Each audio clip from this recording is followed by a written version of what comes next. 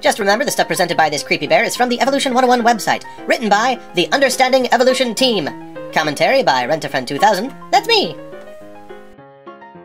A single germline mutation can have the range of effects. No change occurs in phenotype. Some mutations don't have any noticeable effect on the phenotype of an organism.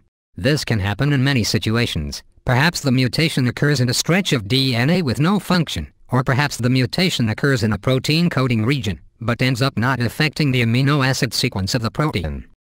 Small change occurs in phenotype. A single mutation caused this cat's ears to curl backwards slightly. Big change occurs in phenotype. Some really important phenotypic changes, like DDT resistance in insects, are sometimes caused by single mutations. A single mutation can also have strong negative effects for the organism. Mutations that cause the death of an organism are called lethals, and it doesn't get more negative than that. Here's what they aren't telling you. We have never observed a beneficial mutation that added information to a genome. Most mutations result in disease or death. Consider these expert opinions. One would expect that any interference with such a complicated piece of chemical machinery as the genetic constitution would result in damage. And, in fact, this is so. The great majority of mutant genes are harmful in their effects on the organism. But mutations are found to be a random nature, so far as their utility is concerned.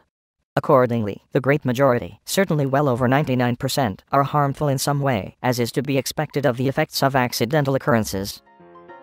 Those which can be said to be beneficial, like antibiotic-resistant bacteria, actually result in a loss of structure and function. These are like getting locked in the basement during a tornado. You haven't gained anything, but by happy chance, you survive when others do not. Yet what evolution needs to have happened is a mutation which adds information to the genome. Like a guy who figures out how to make his siding tornado-proof, or a guy who figures out how to get his car to fly. But how many spelling mistakes do you have to make in the blueprints for a car before it can fly, and without passing through a phase where it explodes? When people say evolution is impossible, it's not because they don't know how it could work. It's because they know enough to know it could not work. Many evolutionists stick to evolution to fill in the gaps where a step up is impossible. It must have evolved, they argue, because there it is. This is a very common evolution of the gaps attitude. It'll show up again later in their writing. There are some sorts of changes that a single mutation, or even a lot of mutations, could not cause. I don't even know where to start. Suffice it to say, duh. But now we need these guys to see just how big this list is. Neither mutations nor wishful thinking will make pigs have wings. Only pop culture could have created Teenage Mutant Ninja Turtles. Mutations could not have done it. So, turtles that can talk and walk on two legs, impossible with mutations. But bacteria that become a monkey who can talk and walk on two legs, science?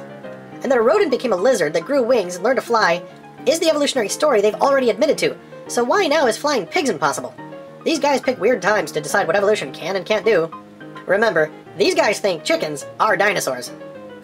Join me next week for Part 11! Yippee!